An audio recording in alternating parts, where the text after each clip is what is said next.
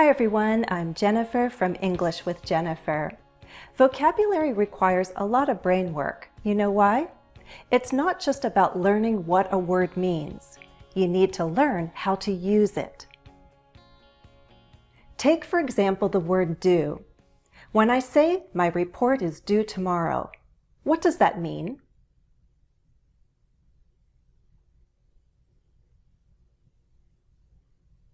The answer is B. It must be finished by tomorrow. When something is due, it is expected. We use due to state a deadline. The report is due tomorrow. The report is due next week. The report is due on Friday. What if I ask a woman, when are you due? What's the situation?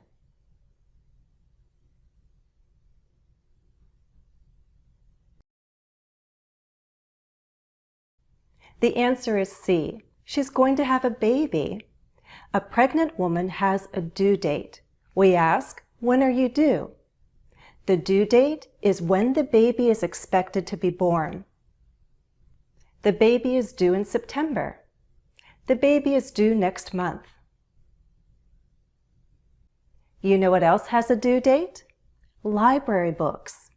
When you check out books from the library, you immediately have a due date. That's when you have to bring the books back. Library books are usually due 3 weeks after you check them out. You might hear due or due back. My library books are due today. My library books are due back next week. And if you're late bringing the books back, you might be fined. You might have to pay a fine. The amount due is usually very small, but you're expected to pay this money before you check out new books. In more formal English, we can say a person or a thing is due to arrive on a certain day. In everyday English, we can find other wording. Compare these sentences. The First Lady is due to arrive at 10 o'clock. The First Lady is going to come at 10. The items are due to arrive on Friday. The delivery date is Friday. When we use due to, the meaning changes. Due to is a more formal way of saying because of. Can you rewrite the following statements and use everyday English? Let's try. Due to inclement weather, the event has been canceled.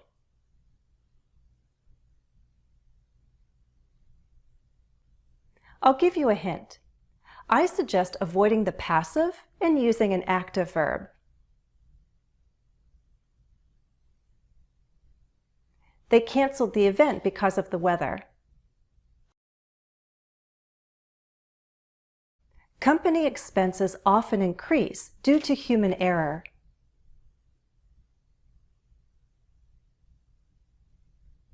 Here's a suggestion. More expenses means losing money.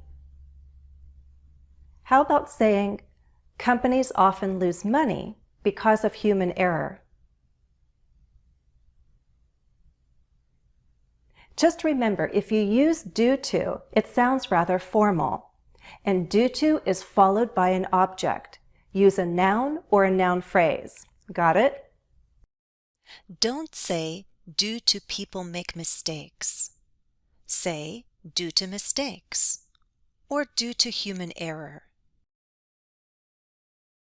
We'll end here. Please like the video if you found it useful. As always, thanks for watching and happy studies.